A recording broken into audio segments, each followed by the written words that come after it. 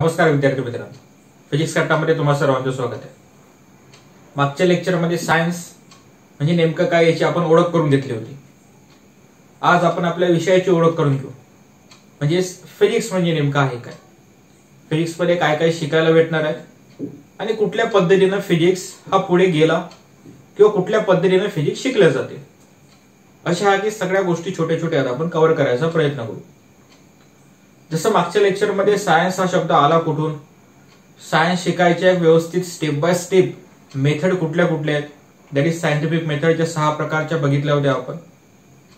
अशाच प्रकारच्या काही गोष्टी आपण इथे एक्सप्लेन करणार आहोत की फिजिक्स म्हणजे नेमकं आहे काय, फिजिक्स हा शब्द आला कुठनं, आणि परत फिजिक्स शिकायचे काही स्टेप आहेत का किंवा काही मेथड आहेत काय, हे गोष्टी या लेक्चरमध्ये आपण कव्हर करायचा प्रयत्न करू. जसा आपला विषय दॅट इज फिजिक्स. जर का कोणा विचारलं किंवा नेमकं व्हॉट इज फिजिक्स, कारण की हा विषय सध्याच्या म्हणजे 11वी साठी तुमचा एक नवीन ब्रांच म्हणून तयार झालेला विषय. जसं 9वी 10वीच्या पुस्तकात सायन्स 1 आणि सायन्स 2 हे कंबाईन होते आणि सायन्स 1 म्हणजे फिजिक्स आणि केमिस्ट्री दोघे मिक्स पोर्शन होता. परंतु 11वी मध्ये सायन्स हा एक वेगळा सब्जेक्ट, फिजिक्स हा एक वेगळा सब्जेक्ट आहे, केमिस्ट्री हा वेगळा आहे आणि बायोलॉजी हा एक वेगळा आहे. मग नेमका फिजिक्स म्हणजे आहे काय, की फिजिक्स मध्ये कोणाचा अभ्यास केला जाते, त्या सगळ्या गोष्टी आपण इथं पाहणार. जसा पहिला शब्द की व्हॉट इज बाय फिजिक्स. आता फिजिक्स हे एक ब्रांच आहे. कोणाची ब्रांच आहे? त्या आन्सर आहे सायन्सची. म्हणजे काय लिहिलं जाईल? It is a branch of science which deals with nature and its phenomena.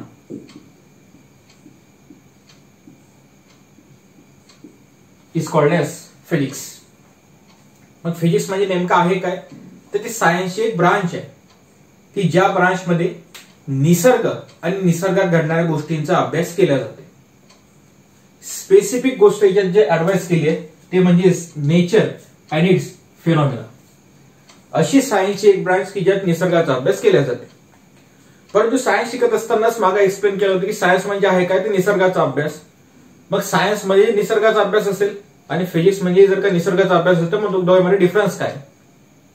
Actually science म्हणजे जो निसर्गाचा अभ्यास आहे, त्या निसर्गाच्या अभ्यासात बघ झाडाचा अभ्यासही आला, अॅनिमल म्हणजे प्राण्याचा अभ्यास झाला, त्याच्यानंतर जे पानाचा कलर असते तो पानाला कलर तसा का बरं आला, किंवा एखाद्या गोष्टीची केमिकल रिॲक्शन हे त्यात आली. पण जर का फिजिक्स म्हणसाल तर फिजिक्स मध्ये झाडाचा, प्राण्यांचा, केमिकल रिॲक्शनचा असा प्रॉपर अभ्यास नाहीये.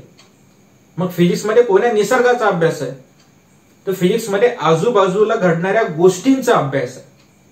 आजूबाजूला घडणाऱ्या गोष्टी म्हणजे की फोर्स अप्लाय केला असेल तर एखादा ऑब्जेक्ट किती मूव्ह होत आहे. आता सध्या रेनी सीझन सुरू आहे, पावसाळा सुरू आहे, कधी लगेच ऊन पडते तर कधी लगेच बदली येते आणि पाणी पडते.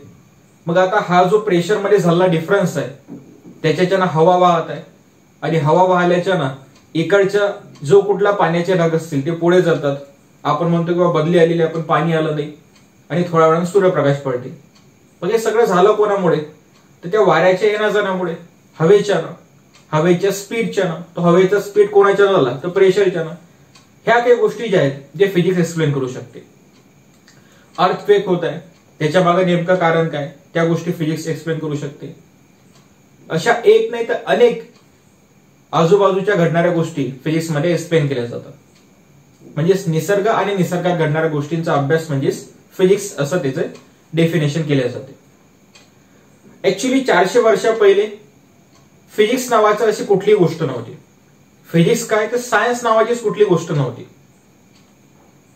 ऍटम किंवा मॉलिक्यूल हे या जगात प्रेझेंट आहेत हे कोणाला माहित नव्हतं. या पृथ्वीच्या बाहेर अजून कुठलं तरी जग आहे किंवा युनिव्हर्स आहे हे त्यावेळेस माहित नव्हतं. ह्या ज्या छोट्या छोट्या गोष्टी किंवा मोठ्यात मोठ्या गोष्टी, जसं जसं सायन्स ऍडव्हान्स होत गेलं, जसं जसं फिजिक्स ऍडव्हान्स होत गेलं, तशा तशा लोकांना कळायला लागलं. तोपर्यंत फिजिक्स वगैरे अशा कुठल्याही गोष्टी माहिती नव्हत्या. ऍक्च्युअली जे कॉर्पस्कलर थेअरी दिली होती, कॉर्पस्कुलर थेअरी म्हणजे त्याच्या म्हणण्यानुसार sun is at the centre and all planet revolve around a sun. कारण की थेअरी दोन प्रकारच्या मांडल्या गेल्या होत्या. सगळ्यात पहिले असं म्हटलं गेलं होतं की earth is a centre and sun revolve around a earth. म्हणजे पृथ्वी हे स्थिर आहे आणि सूर्य पृथ्वीच्या अवतीभोवती फिरत आहे, अशी एक पहिल्यांदा थेअरी मांडली गेली होती. आता ऍक्च्युअली जर का या पृथ्वीवरून आपण ऑब्झर्व केलं तर रोज सकाळी सूर्य निघताना दिसत आहे आणि संध्याकाळी मावळताना दिसत आहे. हे चक्र रोजच्या रोज सुरू आहे. पण जर का मी पृथ्वीवरून ऑब्झर्व केलं तर आपल्याला काय लक्षात येते की पृथ्वी हे रेसमध्ये आहे आणि सन सूर्य हा फिरून राहिला. असं काहीसं ऑब्झर्वेशन पहिले केलं गेलं होतं की earth is at centre and sun revolve around a earth. परंतु काही दिवसानंतर मग ते चुकीचं ठरवलं गेलं आणि स्पेशली सांगितलं गेलं की नाही, सन हे सेंटरमध्ये आणि बाकी सगळे ग्रह सनच्या अवतीभोवती फिरत आहेत. त्यालाच हेलिओसेंट्रिक आणि जिओसेंट्रिक थेअरी असं म्हटलं गेलं. जर का अर्थ सेंटरमध्ये आहे आणि बाकीचे ग्रह फिरत असतील, that is called as geocentric theory. आणि सन सेंटरमध्ये आहे आणि बाकी सगळ्या गोष्टी त्याच्याभोवती फिरतात, that is called as heliocentric. Helio stand for sun आणि जिओ स्टँड फॉर अर्थ. अशा त्या थेअरीचे वेगवेगळे नावं पडले. फक्त सांगायचा उद्देश असा आहे की ह्या ज्या काही गोष्टी आहेत फिजिक्सच्या, ह्या फार जुन्या नाही आहेत. 400 वर्ष पहिले म्हणजे की फार जुना काळ नाहीये. 400 वर्ष पहिलं म्हणजे शिवाजी महाराजचा काळ म्हटलं तरी चालेल किंवा त्याच्यानंतरचा काळ म्हटलं तरी चालेल. शिवाजी महाराजचा काळ असो किंवा न्यूटनचा काळ असो, तो एकच आहे. म्हणजे तिकडे न्यूटनचं वर्क होतं 1600च्या मध्ये आणि 1600च्या काळातच शिवाजी महाराजची युद्ध होती, शिवाजी महाराजचा जन्म होता, त्या बाकीच्या सगळ्या काही गोष्टी घडल्या. म्हणजे 400 वर्षापासून जो आपण अभ्यास करत आलो त्या अभ्यासात कुठं कुठं त्रुटी आल्या आणि ते थेअरी नंतर चेंज केल्या गेली.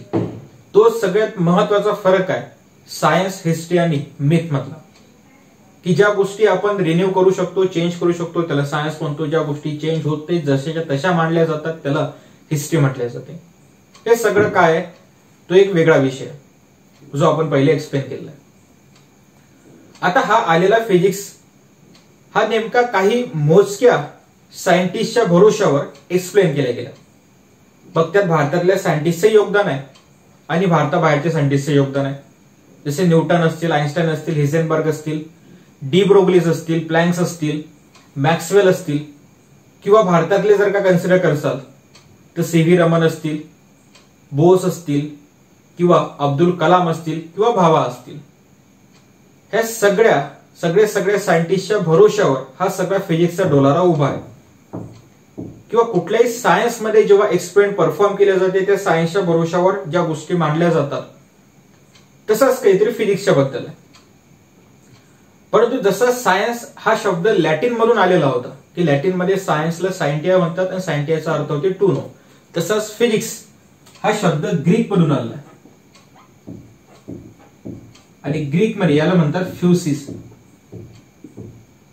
फ्युसिसचा अर्थ होते नेचर. कोणता शब्द? तर फिजिक्स आला कुठून? ग्रीक मधून. ग्रीक मध्ये काय म्हणतात? फ्युसिस. आणि फ्युसिस म्हणजेच काय? नेचर. नंतर यालाच पुढे काय म्हटलं गेलं? तर फिजिक्स. जसं सायन्स लॅटिन मध्ये आला होता, सायंटिया म्हटलं होतं, सायंटिया म्हणजे टू नो, तसंच फिजिक्स हा ग्रीक मधनं आलेला शब्द आहे. ग्रीक मध्ये फ्युसिस म्हणतात आणि फ्युसिसचा अर्थ होते निसर्ग, नेचर. म्हणजे नेमकं बघ शब्दातच दडलेला आहे की फिजिक्स मध्ये अभ्यास कोणाचा? तर निसर्गाचा, निसर्गात घडणाऱ्या वेगवेगळ्या गोष्टींचा. आता सायन्स पाहत असताना सायन्स हे एका प्रकारच्या मेथड फॉलो करते, त्याला म्हटलं होतं आपण सायंटिफिक मेथड. तसंच फिजिक्सचा एक ट्रस्ट आहे, थ्रस्ट ऑफ इंटरेस्ट म्हटलं जाते त्याला. थ्रस्ट ऑफ इंटरेस्ट म्हणजे method to study the physics. त्या 6 प्रकारच्या मेथड होत्या सायन्स शिकताना, आणि फिजिक्स शिकताना 2 प्रकारच्या मेथड आहेत. पहिली युनिफिकेशन आणि दुसरी रिडक्शन. फिजिक्स शिकताना ह्या दोन गोष्टीचा उपयोग होते किंवा या दोन मेथडच्या रिस्पेक्ट आपण फिजिक्स शिकू शकतो किंवा फिजिक्सला सोपं करण्यासाठी या दोन मेथडचा उपयोग होते. आता युनिफिकेशन म्हणजे काय आणि रिडक्शनिझम म्हणजे काय किंवा रिडक्शन म्हणजे काय हे समजून घेऊ. युनिफिकेशन त्यातली पहिली मेथड, आपल्या आजूबाजूला ज्या कुठल्या गोष्टी घडत असतील त्याच्यासाठी प्रत्येकासाठी वेगवेगळे लॉ हे पहिल्यांदा तयार होते. जर का साधं एखादं एक्झाम्पल घेतलं तर झाडावरून ऍपल खाली पडत आहे, हे कोणाच्या ना तर ड्यू टू अट्रॅक्टिव्ह फोर्सच्या. अर्थ सनच्या भोवती फिरत आहे, हे कोणामुळे एका अट्रॅक्टिव्ह फोर्सच्या. दोन पार्टिकल एकामेकाच्या इकडे अट्रॅक्ट होतात, त्याला मास असणं आवश्यक आहे, हे कशाच्या ना अट्रॅक्टिव्ह फोर्सच्या. किंवा एखाद्या स्लोपवर जर का मी पाणी टाकलं तर ते पाणी खरंगळ खाली जाते, ते पाणी कुठं जायचा प्रयत्न करत आहे तर अर्थच्या सेंटरच्या इकडे म्हणजेच खाली खाली जायचा प्रयत्न करताय, ते कोणाच्या ना तर ड्यू टू अट्रॅक्टिव्ह फोर्सच्या ना. त्या पाण्यावर कोण फोर्स अट्रॅक्ट करताय तर अर्थची ग्रॅव्हिटी. या चारीच्या चारी एक्झाम्पल मध्ये फक्त आणि फक्त एकच लॉ मुळे हे चारीच्या चारी आपण एक्झाम्पल सॅटिस्फाय करू शकतो किंवा त्या चारीच्या चारी एक्झाम्पल हे एकाच लॉच्या रिस्पेक्ट आपण एक्सप्लेन करू शकतो. तो लॉ म्हणजे कोणता तर gravitational law, that is force of gravitation. Apple खालीच का बरं पडत आहे due to force of attraction. Earth सनच्या भोवती फिरत आहे, का बरं पुढे निघून जात नाही, एस्केप का बरं होऊन जात नाही due to force of attraction, that is gravitational force. किंवा पाणी जे खाली जात आहे toward the centre of earth, ते सेंटर ऑफ अर्थ म्हणजे कोणाच्या ना ते आन्सर आहे ग्रॅव्हिटीच्या ना. असे एक नाही अनेक वेगवेगळे एक्झाम्पल आहेत की जे फक्त एका लॉ मध्ये गुंफून ठेवले गेले. आता हे तर झालं फक्त प्रॉपर एका लॉ पुरते एक्झाम्पल. मला सांगायचं काय तर युनिफिकेशनचा कन्सेप्ट आपण एक्सप्लेन करत आहोत. या युनिफिकेशन सांगत असताना जे कुठले वेगवेगळे फिनॉमिना इथं निसर्गात आढळतात ते कमीत कमी लॉ मध्ये बांधून ठेवायचा प्रयत्न करतात, that is called age unification.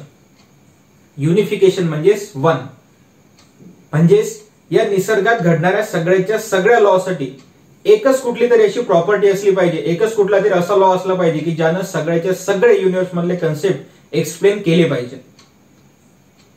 जसे आता हे चार एक्झाम्पल घेतले, हे चारीच्या चारी एक्झाम्पल फक्त एकच लॉ एक्सप्लेन करते, याच्यासाठी आणखी दुसरा कुठला लॉ अप्लाय करायची गरज नाहीये. तसेच निसर्गात आढळणाऱ्या आजूबाजूचे सगळे गोष्टी ह्या फक्त कुठल्या तरी एका लॉनं एक्सप्लेन केल्या गेल्या पाहिजेत. हा आपला माणसाचा धाडस असते किंवा ही माणसाची आपली इच्छा आहे. आता हे इच्छा का बरं आहे, आपल्याला मिनिमम क्वांटिटीमध्ये किंवा मिनिमम लॉ मध्ये मॅक्झिमम एक्सप्लेनेशन करता आलं पाहिजे. प्रत्येक गोष्टीसाठी जर का आपण वेगवेगळे लॉ देत गेलो तर ते पॉसिबल नाहीये. म्हणजेच काय की ऍपल का बरं खाली पडते याच्या मागे काहीतरी कारण, अर्थ का बरं सनच्या भोवती फिरते याच्या मागे काहीतरी कारण, असे एक नाही वेगवेगळे जर का एक्झाम्पल घेतले आणि वेगवेगळे जर का कारण देत गेले तर एवढे मोठे कारण आपण लक्षात ठेवू शकत नाही. परंतु ह्या सगळ्याच्या मागे जर का एकच कारण डिफाईन केलं तर ते मात्र आपण लक्षात ठेवू शकतो. युनिफाय करणे म्हणजे काय तर एकत्रित करणे. आणि माणसाची जी इच्छा आहे की या युनिव्हर्स मध्ये फक्त एकच लॉ असा असला पाहिजे की जेणेकरून त्याने सगळ्याच्या सगळे कन्सेप्ट सॉल्व्ह केले पाहिजे. परंतु अजूनपर्यंत असा लॉ बनवण्यात माणसाला यश आलेलं नाहीये, अजूनपर्यंत असा लॉ आपल्याला भेटलेला नाहीये. परंतु Stephen Hawking's the great physicist त्यांनी एक पुस्तक लिहून ठेवले. त्या पुस्तकामध्ये त्याचं असं म्हणणं आहे की थर्मोडायनामिक्सचा सेकंड लॉ हा युनिव्हर्स साठी बाउंड करायसाठी मदत करते. थर्मोडायनामिक्सचा सेकंड लॉ जे सांगते ते जवळपास सगळ्या लॉला अप्लिकेबल असू शकते असं त्याचं भाकीत आहे. आता तिच्यावर वर्क करणं सुरू आहे की जर का हे गोष्ट जर का बरोबर असली तर आपल्याला फक्त एकच लॉ भेटेल आणि त्या एकाच लॉवर आपण सगळ्याच्या सगळे गोष्टी एक्सप्लेन करू शकू. आता युनिफिकेशन करामॅगची धडपड का बरं आहे, कारण की एका लॉ मध्ये सगळ्याच्या सगळ्या गोष्टी एक्सप्लेन केल्या जातात आणि आपला तेवढा स्थान कमी होते, तेवढाच त्रास कमी होते. त्याच्यामुळे फिजिक्सला सोपं करायचं त्यासाठी महत्वाची मेथड कुठली आहे तर युनिफिकेशन. युनिफिकेशन म्हणजे सिंगल एकच लॉ करायचा आपला प्रयत्न आहे, that is called age unification. दुसरा रिडक्शन. रिडक्शन म्हणजे काय तर आन्सर आहे कमी करणे. फिजिक्स एक्सप्लेन करत असताना खूप मोठमोठ्या प्रमाणात बल्क किंवा कॉम्प्लेक्स प्रोसेसेस आहेत. कॉम्प्लेक्स म्हणजे कशा, त्या एकामेकात गुंतलेल्या. जर का एखादी खूप मोठी प्रोसेस, कॉम्प्लेक्स प्रोसेस एक्सप्लेन करायची असेल तर आपल्याला ते एकसारखी समजत नाही. त्याच्यासाठी त्या प्रोसेसचे छोटे छोटे छोटे छोटे भाग करून आपण त्या गोष्टी एक्सप्लेन करू शकतो किंवा समजून घेऊ शकतो. आता एक्सप्लेन करून घेऊ शकतो किंवा समजून घेऊ शकतो म्हणजे नेमकं कसं, जसं टर्बाईन हे फिरत आहे, पण टर्बाईन फिरण्यामागे काही ना काही एक सायन्स आहे ज्यानं आपण इलेक्ट्रिसिटी जनरेट करतो. आता सगळ्यात पहिली आणि बेसिक गोष्ट कुठली आहे, जर का पाणी असेल तर ठीक, नाही तर कोल म्हणजे कोळसा. आपण पहिल्यांदा कोळसा जाळतो, ते कोळसा जाळल्याच्याने त्यातून हीट तयार होते. हा झाला पहिला कन्सेप्ट. आता जे कोळसा जाळल्याच्याने हीट तयार झाली ते आपण वॉटरला देतो. वॉटरला दिल्याच्याने वॉटर गरम होते. हा झाला दुसरा कन्सेप्ट. पहिला कन्सेप्ट मध्ये काय की कोलला आपण जाळत आहोत, त्याच्यापासून हीट तयार होत आहे. कोल पासून तयार झालेली हीट आपण वॉटरला देतो, त्याच्याने वॉटर गरम होत आहे आणि वॉटर बॉईल झाले, त्याच्यानंतर त्यातून स्टीम बाहेर निघते. आता जे स्टीम बाहेर निघत आहे हा झाला आपला तिसरा कन्सेप्ट. पहिल्यांदा कोळसा जाळणे पहिली स्टेप, वॉटर बॉईल करणे दुसरी स्टेप, आणि वॉटर बॉईल करून त्याची स्टीम तयार होणे हे झाली आपली तिसरी स्टेप. आता जे स्टीम तयार होत आहे, स्टीम तयार झाल्याच्या तो गॅसेस फॉर्म झाला. स्टीम म्हणजे वाफ, वाफ म्हणजे कोणता, तर गॅसेस फॉर्म. आता गॅसेस फॉर्मचं एक्सपान्शन हे मोठं राहत आहे ऍज कम्पेअर टू लिक्विड आणि सॉलिड पेक्षा. म्हणजे सॉलिडच्या व्हॉल्यूम मध्ये जेवढे मॉलिक्यूल मावतील, लिक्विडमध्ये त्याचा व्हॉल्यूम काहीतरी जास्त असेल आणि गॅसमध्ये तेवढ्याच मॉलिक्यूलचा व्हॉल्यूम काहीतरी जास्त असणार आहे. सॉलिड लिक्विड गॅस मधला तो फरक आहे. जसं आईस हे कमीत कमी जागेत मावते, जर का ते लिक्विडमध्ये फॉर्म केलं तर लिक्विडसाठी एरिया थोडा जास्त लागेल, आणि त्याला जर का हीट देऊन लिक्विडच्या स्टीम मध्ये केलं तर त्याला आणखी एरिया थोडा जास्त लागत आहे. म्हणजेच काय की ज्या वॉटरचा आपण स्टीम तयार केलं त्याचा एरिया किंवा व्हॉल्यूम आता इन्क्रीज झालेला आहे, आणि इन्क्रीज झालेल्या व्हॉल्यूमच्या त्याला समोरच्या साईडने एक नोझल लावले जाते. नोझल म्हणजेच की एक असा छोटासा पाईप कन्सिडर करू की ज्या पाईपामधून आतमधला किंवा आजूबाजू सगळ्या सगळ्या पाण्यापासून तयार झालेली स्टीम त्या नोझल मधून बाहेर येणार. आता ऍक्च्युअली स्टीमचा एरिया खूप मोठा आहे आणि नोझल हे छोटी आहे. म्हणजे कसं की सगळ्यात पहिल्यांदा इथं आपण एक कोल कन्सिडर केला आहे, या कोल मधून हीट तयार झाली, जे वॉटर प्रेझेंट होतं त्या वॉटरचं बॉईल झालं आणि त्याच्यापासून नंतर आता स्टीम तयार होत आहे. आता हे सगळीच्या सगळी स्टीम मी एका नोझल मध्ये पॅक केलेली आहे आणि याच्या रिस्पेक्टिव्ह आता ती स्टीम बाहेर निघणार आहे. आता हा एरिया तो खूप मोठा आहे, या एरियामधले सगळेच्या सगळे मॉलिक्यूल इथून बाहेर जायचा प्रयत्न करतील, त्याच्याने या नोझल मधून बाहेर येणाऱ्या स्टीमचा स्पीड हा जास्त असेल, आणि इथंच त्या स्टीमच्या स्पीडसाठी एक टर्बाईन ठेवलेलं असते. त्या टर्बाईनला स्वतःचे ब्लेड आहे, म्हणजेच इथून येणारी वाफ याच्या ब्लेडवर, टर्बाईनच्या ब्लेडवर पडते आणि टर्बाईन फिरायला लागते. टर्बाईन फिरलं की इलेक्ट्रिसिटी जनरेट होते. आता हे खूप मोठी प्रोसेस आहे. हा झाला पहिला कन्सेप्ट, कोल जाळला, कोल पासून हीट तयार झाली. दुसरा कन्सेप्ट, ते असणारी हीट वॉटरला दिली. तिसरा कन्सेप्ट, वॉटरची स्टीम तयार झाली. चौथा कन्सेप्ट, आणि असणारी स्टीम नोझलच्या रिस्पेक्टिव्ह आपण टर्बाईनवर ठेवली. पाचवा कन्सेप्ट. आता हे प्रोसेस आपण छोट्या छोट्या भागात 5 भागात समजून घेतली म्हणून समजायला सोपी केली. ऍक्च्युअली हे कॉम्प्लेक्स प्रोसेस आहे, हे एक मोठी प्रोसेस आहे. असेच एक्झाम्पल आपण थर्मोडायनामिक्सचं घेऊ शकतो. म्हणजेच आपण इथे नेमकं करत काय की एखाद्या कॉम्प्लेक्स प्रोसेसचं किंवा एखाद्या बल्क प्रोसेसचं रिडक्शन करून ते शिकायचा प्रयत्न करतो. रिडक्शन म्हणजे त्याचे तुकडे करून शिकायचा प्रयत्न करतो, जेणेकरून ते समजायला आणि शिकायला आपल्याला सोपी जाईल. म्हणजे फिजिक्स शिकायसाठी किंवा फिजिक्सला सोपं करायसाठी 2 मेथडनं आपण अभ्यास करतो. पहिली कुठली, ती युनिफिकेशन, आणि दुसरी कुठली, तर रिडक्शन. युनिफिकेशन का बरं, कारण की जर का फक्त एकच लॉ आपल्याजवळ आला किंवा एकच लॉ तयार झाला तर आपल्याला बाकीचे सगळेच्या सगळे लॉ शिकायची गरज नाही किंवा सगळे लॉ लक्षात ठेवायची गरज नाहीये. आणि जे कुठली एखादी कॉम्प्लेक्स प्रोसेस आहे ते जर का छोटी छोटी तुकडे करून शिकले तर ते समजायला लवकर सोपी जाते. अशा ह्या 2 मेथड जे फिजिक्स शिकायसाठी आपल्याला उपयोगात येतात. आता पुढे की फिजिक्स हे जे नाव आपण आता वारंवार यूज करत आहोत हे पूर्णच्या पूर्ण फिजिक्स जवळपास 5 थेअरीच्या रिस्पेक्टिव्ह आपण एक्सप्लेन करू शकतो. म्हणजे फिजिक्समध्ये ज्या कुठल्याही गोष्टी घडत असतील, ज्या कुठल्याही निसर्गात गोष्टी घडतात की ज्या फिजिक्सच्या अंडरमध्ये येतात, ते फक्त आणि फक्त 5 थेअरीच्या रिस्पेक्टिव्ह आपण एक्सप्लेन करू शकतो. मग त्या 5 थेअरी कुठल्या आहेत? काही थेअरी तुम्हाला माहित आहेत ज्या खूप बेसिक आहेत, आणि काही थेअरी इथे ज्याचं इंट्रोडक्शन आपण पाहणार आहोत. सगळ्यात पहिली थेअरीज पाहणार आहोत की ज्या फिजिक्सच्या अंडरमध्ये येतात आणि ज्याच्या रिस्पेक्टिव्ह पूर्ण फिजिक्स एक्सप्लेन करू शकतो. Mechanics.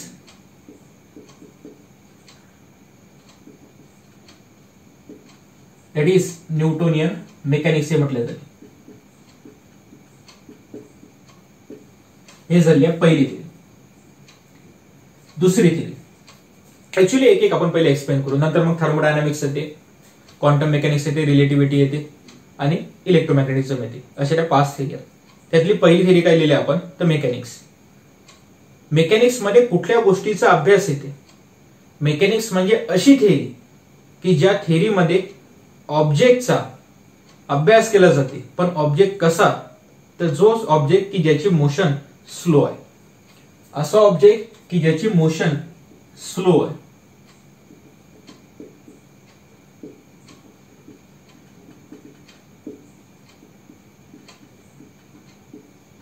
Object having slow motion, की एखाद्या ऑब्जेक्टची जे मोशन स्लो आहे त्या सगळ्या गोष्टीचा अभ्यास मेकॅनिक्स मध्ये केला जाते. That is called as Newtonian mechanics. आता नेमकं आहे काय की आपल्या आजूबाजूला ज्या कुठल्या गोष्टी दिसत आहेत, एखादा ऑब्जेक्ट मोशन मध्ये आहे, एखादा ऑब्जेक्ट रेस मध्ये आहे, मी एखादा गोटा फेकला, मी एखादा बॉल वर फेकला, ह्या ज्या सगळ्या कुठल्या गोष्टी घडत आहेत, परंतु त्याचा स्पीड तेवढ्या मोठ्या प्रमाणात नाहीये, तेवढा जास्त नाहीये. बघ, या सगळ्याचा जो अभ्यास होते तो अभ्यास मेकॅनिक्स नावाच्या ब्रांचमध्ये केला जाते. किंवा एखादी गाडी 60 किलोमीटर पर आवरच्या स्पीडने चालली, बुलेट ट्रेन आहे 300 किलोमीटर पर आवरच्या स्पीडने चालली, एरोप्लेन आहे 700 ते 800 किलोमीटर पर आवरच्या स्पीडने चाललं. हा जो काही स्पीड आहे ऑब्जेक्टचा, आता सर 700 ते 800 किलोमीटर पर आवर म्हणजे का स्पीड कमी झाला का? तर आन्सर आहे याच्यापेक्षा ट्रिमेंडस अमाऊंट स्पीड असणाऱ्या गोष्टी निसर्गात अवेलेबल आहेत. म्हणून त्याच्या कंपॅरिझन मध्ये हे स्पीड कमी झालेलं आहे. या सगळ्या गोष्टीचा अभ्यास ज्या थेअरीच्या रिस्पेक्टिव्ह केल्या जाते त्या थेअरीला म्हटलं जाते मेकॅनिक्स ऑर न्यूटोनियन मेकॅनिक्स. किंवा सरळ सरळ जसं ब्रॅकेटमध्ये सेकंड नाव दिलं आपण न्यूटोनियन मेकॅनिक्स, जिथं न्यूटनचे लॉ अप्लाय होतात त्याला म्हटलं जाते न्यूटोनियन मेकॅनिक्स. हा झाला पहिला कॉन्सेप्ट किंवा पहिली थेअरी. दुसरा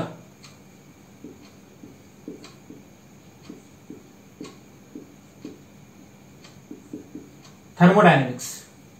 मग थर्मोडायनामिक्स मध्ये कोणाकोणाचा अभ्यास होते? टेम्परेचरच्या रिस्पेक्टिव्ह किंवा हीटच्या रिस्पेक्टिव्ह किंवा इंटरनल एनर्जीच्या रिस्पेक्टिव्ह, अशा एक नाही तर वेगवेगळ्या गोष्टीचा अभ्यास ज्या ब्रांचच्या रिस्पेक्टिव्ह केला जाते त्याला म्हटलं जाते थर्मोडायनामिक्स. थर्मो म्हणजेच काय? ते हीट किंवा टेम्परेचरच्या रिस्पेक्टिव्ह शब्द यूज केला जाते. आणि डायनामिक्स म्हणजेच मोशन.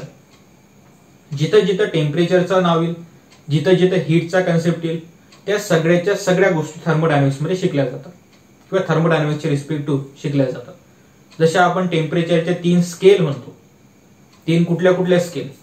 एक सेल्सिअस स्केल जे आपल्याला माहित आहे, दुसरी फॅरेनहाइट स्केल जे डॉक्टरच्या इकडे आपण चेकअप करायला जातो, डॉक्टर जेव्हा थर्मामीटर लावते तर थर्मामीटरची स्केल ते फॅरेनहाइट स्केल असते, जिच्यावर 102, 103 जवळपास ताप दाखवते किंवा 101 ताप दाखवते.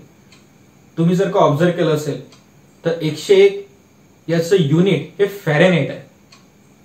जर का 101 डिग्री सेल्सिअस असतं तर उकळत्या पाण्यापेक्षा ते जास्त टेम्परेचर असतं. याचा अर्थ ते स्केल सेल्सिअस मध्ये नसते तर ते स्केल फॅरेनहाइट मध्ये असते. आणि तिसरी म्हणजे केल्विनची स्केल.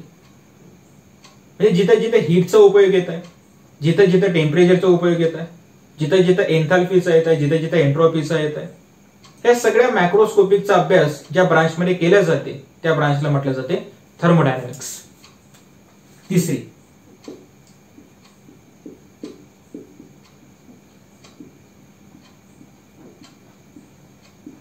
इलेक्ट्रोमॅग्नेटिझम. इलेक्ट्रोमॅग्नेटिझम मध्ये इलेक्ट्रिसिटी असेल, मॅग्नेटिझम असेल किंवा इलेक्ट्रोमॅग्नेटिक रेडिएशन असेल. EM stand for electromagnetic radiation असेल.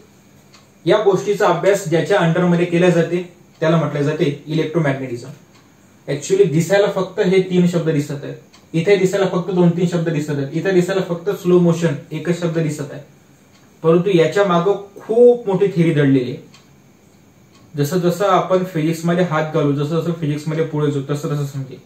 याच्यावर वेगवेगळे युनिट आपल्या सिलेबसमध्ये प्रेझेंट आहे. फक्त इलेक्ट्रिसिटी हा युनिट एक्सप्लेन करायसाठी इलेक्ट्रोस्टॅटिक नावाचा पूर्ण युनिट आहे आणि इलेक्ट्रोस्टॅटिक वर बेस आणखी पुढे 3 युनिट आहेत. तसंच मॅग्नेटिझमच्या रिस्पेक्ट टू एक प्रॉपर युनिट आहे आणि तसंच इलेक्ट्रोमॅग्नेटिक रेडिएशन म्हणजे इलेक्ट्रिक आणि मॅग्नेटिकच्या रिस्पेक्ट टू जो फॅराडेनं लॉ दिला होता त्याच्या मागचा एक स्पेशल मध्ये युनिट आहे इलेक्ट्रोमॅग्नेटिक इंडक्शन नावाचा, ईएमआय म्हणतात त्याला. म्हणजे दिसताना जरी फक्त 3 शब्द दिसत असेल तरी या 3 शब्दाच्या मागे प्रचंड मोठी थिअरी आहे, प्रचंड मोठा कन्सेप्ट आहे. फक्त सध्यापुरतं आपण जे थिअरी शिकत आहोत की हे 3 शब्द किंवा ह्या 3 गोष्टी ज्या अंडरमध्ये येतात त्याला म्हटले जाते इलेक्ट्रोमॅग्नेटिझम. पुढे 4th दॅट इज रिलेटिव्हिटी.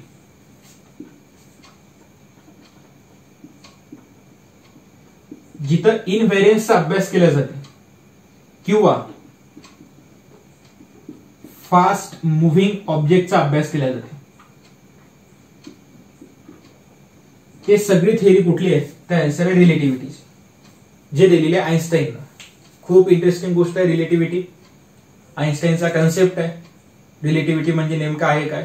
जसं तुम्हाला एक साधंसं एक्झाम्पल देतो रिलेटिव्हिटीचं, की जर एखाद्या ट्रेनमध्ये आपण चाललेलो आणि ट्रेन मधून एखादा प्लॅटफॉर्मवर किंवा बाहेर पाहिलं तर प्लॅटफॉर्मवरचे माणसं आपल्याला मागे जाताना दिसत आहे. म्हणजेच आपण त्या ट्रेनच्या रिस्पेक्ट टू मोशन मध्ये. आणि एखादा जर का ऍपल घेतला आणि ऍपल ट्रेनच्या बाहेर जर का मी सोडून दिला तर आपल्याला तो ऍपल मागे जाताना दिसते. का बरं? कारण की आपली ट्रेन पुढे चाललेली आहे. आणि तोच जर का ऍपल मी वर फेकला तर कधी तुम्ही ऑब्झर्व केलं का की जर का मी ऍपल वर फेकला तर तो ऍपल मागे जाते की हातात पडते?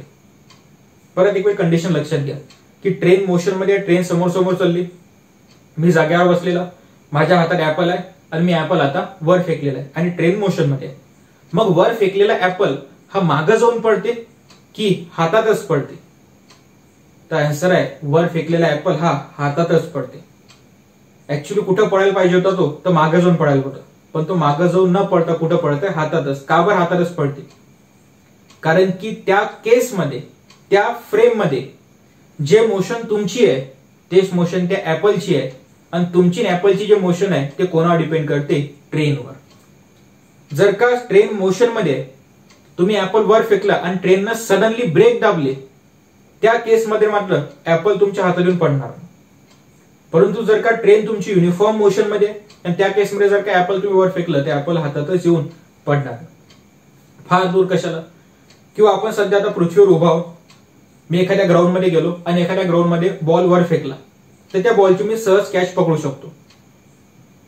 परंतु कधी तुम्ही ऑब्झर्व केलं का की आपली जे अर्थ आहे ते इथं मोशन मध्येच आहे. जर का मी चंद्रावरून ऑब्झर्व करायचा प्रयत्न केला तर अर्थ हे मोशन मध्ये आहे. मग जर का अर्थ मोशन मध्ये आहे, अर्थ जर का फिरून राहिली तर मग तो बॉल जो वर फेकला तोही अर्थच्या रिस्पेक्ट टू कुठेतरी मागं पुढे पडायला पाहिजे होता, परंतु तो आपल्या हातातच पडतोय. का बरं? कारण की त्याची एक स्वतःची एक फ्रेम आहे. आता मी इथं 2 वेळा फ्रेम हा शब्द युज केला. ट्रेनच्या म्हणताना एक फ्रेम युज केला आणि इथं म्हणताना फ्रेम युज केला. फ्रेम म्हणजे काय की जे ऑब्जेक्ट जिथं ठेवलेले आहेत त्या सगळ्यावर एकसारखा फोर्स अप्लाय होत आहे, त्या सगळ्यावर एकसारखं प्रेशर अप्लाय होत आहे, त्या सगळ्याची एकसारखी मोशन आहे. जेव्हा मी ट्रेन मध्ये बसलेलो असतो, जो स्पीड ट्रेनचा राहणार आहे तो स्पीड माझा राहणार, तो स्पीड ऍपलचा राहणार, तो स्पीड आजूबाजूच्या पॅसेंजरचा राहणार आहे, तो स्पीड त्या ट्रेनला वर अटकलेल्या फॅनचा राहणार आहे. आणि जेव्हा मी ट्रेनच्या बाहेर उभा आहो म्हणजे सरळ या अर्थवर उभा आहो, एखाद्या मैदानात उभा आहो, तर त्या पृथ्वीचा किंवा आपल्या अर्थचा स्वतःभोवती रोटेट व्हायचा किंवा सन भोवती रिव्हॉल्व व्हायचा जो स्पीड असणार आहे तो स्पीड आपल्या सगळ्याचा स्पीड राहते. म्हणजे जर का मी विचारलं की मी सध्याच्या पोझिशनमध्ये रेसमध्ये आहो की मोशनमध्ये आहो, जर का मला समोरून कोणतरी पाहिलं तर मी रेसमध्ये दिसतो, परंतु मला जर का कोणतरी चंद्रावरून ऑब्झर्व केलं तर मी मोशनमध्ये दिसतो. का बरं? कारण की चंद्रावरून ऑब्झर्व करतो तेव्हा मला पृथ्वी फिरताना दिसत आहे आणि पृथ्वीसोबत मी फिरताना दिसतो, परंतु समोर उभारून जर का मला कोण पाहिलं तर मात्र मी रेसमध्ये दिसतो. ह्या झाल्या दोन वेगवेगळ्या फ्रेम. माझ्या समोर उभारून जो पाहत आहे ते एक फ्रेम झालेली आहे, ते अर्थवरची आहे, आणि चंद्रावरून जो मला पाहत आहे ते एक दुसरी फ्रेम झालेली आहे. म्हणजे फ्रेमचे रिस्पेक्ट टू पोझिशन किंवा मोशन डिफाईन आपण वेगवेगळ्या पद्धतीनं करू शकतो. हा त्यामागचा कन्सेप्ट आहे. आणि अशाच प्रकारे रिलेटिव्हिटी खूप चांगले चांगले एक्झाम्पल आहेत जे हळूहळू आपण पुढे एक्सप्लेन करू. शेवटची आणि पाचवी theory that is quantum mechanics.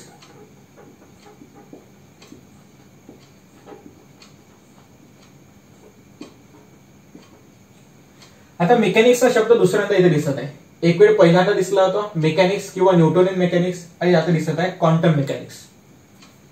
Quantum mechanics मध्ये सब ऍटॉमिक पार्टिकल चा अभ्यास केला जाते. सब ऍटॉमिक पार्टिकलच्या मोशनचा अभ्यास केला जाते किंवा सब ऍटॉमिक पार्टिकलचा अभ्यास केला जाते. सब ऍटॉमिक पार्टिकल म्हणजे ऍटम असतील, मॉलिक्यूल असतील, न्यूक्लियर असतील, त्यांचं बिहेवियर कसं आहे, छोट्या छोट्या गोष्टीचा अभ्यास क्वांटम मेकॅनिक्स मध्ये केला जाते. आणि क्वांटम मेकॅनिक्स हे अशी ब्रांच आहे की जे ब्रांच प्रोबॅबिलिटीच्या भाषेत बोलते. प्रोबॅबिलिटीच्या भाषेत बोलते म्हणजे क्वांटम मेकॅनिक्स हे असंच आहे असं कधीच सांगत नाही. हे असंच आहे असं कधी सांगत नाही. याचा अर्थ की एखादी गोष्ट जर का मी फिक्स असेल तर मी ते सांगू शकतो की ही गोष्ट अशाच प्रकारे घडत आहे, परंतु क्वांटम मेकॅनिक्सचे जे रिझल्ट येतात ते कधीच असे फिक्स नसतात. क्वांटम मेकॅनिक्स हे प्रोबॅबिलिटीच्या भाषेत बोलते. म्हणजे कशी की 50% होऊ शकते, 50% होऊ नाही शकत. आपण सांगताना काय म्हणतो की हे 100% एक तर आहे, एक तर 100% नाहीये, पण क्वांटम मेकॅनिक्सच्या भाषेत 50% असू शकते, 50% नसू शकते. एक्झाम्पल देतो, इंटरेस्टिंग एक्झाम्पल आहे क्वांटम मेकॅनिक्स मधलं सगळ्यात गाजलेलं एक्झाम्पल, की एक मोठ्याच्या मोठ्या सिलेंडर सारखे दोन वॉल प्रेझेंट आहेत. खूप मोठे वॉल आहे. या वॉलला बरोबर मी पॅक केलेला आहे आणि या वॉलच्या सगळ्यात खाली एक कुठेतरी कॅट म्हणजे मांजर सोडून दिली. आता पहिला दिवस झाला तर कन्सिडर करतो की वॉल खूप मोठी असल्याच्यानं, जागा खूप मोठी असल्याच्यानं त्याच्या आतमधली मांजर हे जिवंत आहे. आणखी दुसरा दिवस झाला, मी सांगू शकतो की बाबा मांजर कदाचित जिवंत राहू शकते, कारण की वॉल खूप मोठे होते, ऑक्सिजनचा साठा त्यात जवळपास खूप होता, त्याच्यानं त्या एक छोट्याशा जीवाला जेवढा ऑक्सिजन पाहिजे 2 दिवसासाठी जगायला तेवढा ऑक्सिजन त्या सिलेंडरमध्ये भेटू शकते. परंतु आता तिसरा दिवस जर का आला तर मात्र मी फक्त दोनच गोष्टी सांगू शकतो किंवा आपण दोन प्रकारे तर्क लावू शकतो. एक तर आतमधली मांजर मेलेली आहे, एक तर आतमधली मांजर जिवंत आहे. म्हणजे आपण काय सांगत आहोत की 100% मांजर मेलेली असू शकते किंवा 100% मांजर जिवंत असू शकते. हे झालं न्यूटोनियन मेकॅनिक्सच्या भाषेत बोलणं. म्हणजे पहिल्या मेकॅनिक्स म्हणजे न्यूटनच्या भाषेत किंवा न्यूटनच्या लॉच्या नुसार बोलतात. न्यूटनचे लॉ कुठं अप्लिकेबल होतात की ज्या गोष्टी आपल्याला नेकेड आयने दिसतात तिथं आपण न्यूटनचे लॉ अप्लाय करतो सरळ सरळ, आणि ज्या गोष्टी नेकेड आयने दिसू शकत नाहीत खूप छोट्या लेवलवर त्या गोष्टीचा अभ्यास क्वांटम मेकॅनिक्स मध्ये केला जाते. हा दोघांमधला सिंपल भाषेतला डिफरन्स लक्षात ठेवू शकतो. परत एक्झाम्पल वर, कारण की एक्झाम्पल मध्ये काय सांगत आहोत, एक तर ते मांजर पूर्णपणे जिवंत आहे, एक तर ते मांजर पूर्णपणे मेलेली आहे. हे झालं न्यूटोनियन मेकॅनिक्सच्या भाषेतले सेंटेन्स. परंतु क्वांटम मेकॅनिक्स काय सांगेल, तुम्ही जर का क्वांटम मेकॅनिक्सच्या रिस्पेक्ट याचा विचार केला तर क्वांटम मेकॅनिक्स सांगेल की 50% मांजर जिवंत आहे आणि 50% मांजर मेलेली आहे. याचा अर्थ त्यानं पूर्णच्या पूर्ण जिवंत आहे असंही सांगितलं आणि पूर्णच्या पूर्ण मांजर मेलेली आहे असंही सांगितलं. म्हणजेच क्वांटम मेकॅनिक्सच्या भाषेत बोललो म्हणजेच आपण प्रोबॅबिलिटीच्या भाषेत बोललो. एक तर मांजर 50% जिवंत आहे, एक तर मांजर 50% मेलेली आहे. आणि न्यूटन मेकॅनिक्स मध्ये काय म्हणतो, एक तर मांजर मेलेली आहे, एक तर मांजर जिवंत आहे. असं एक खूप गाजलेलं उदाहरण क्वांटम मेकॅनिक्सचं जेव्हा पार्ट येईल तेव्हा यातल्या छोट्या छोट्या गोष्टी एक्सप्लेन करेल, तेव्हा ते एक्झाम्पल परत एक भेटेल, तिथे ते गोष्ट एकदम क्लिअर होऊन जाईल.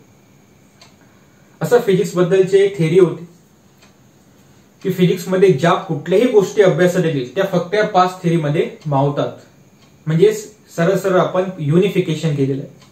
युनिफिकेशन म्हणजे फक्त या 5 थेरीमध्येच तुम्ही फिजिक्स मधलं कुठलाही कन्सेप्ट घेऊन या, तो या 5 थेरीमध्ये कुठं ना कुठं बसते. कुठलाही कन्सेप्ट फिजिक्स मधला, मग तो युनिव्हर्स मधला असो किंवा छोट्या छोट्या ऍटम आणि मॉलिक्युलच्या आतमधला असो, ह्या सगळ्या गोष्टी फक्त या 5 थेरीच्या रिस्पेक्टिव्ह आपण डिफाईन करू शकतो. हे परत एक एक्झाम्पल झालं आपलं युनिफिकेशनचं. आज इथंच थांबू.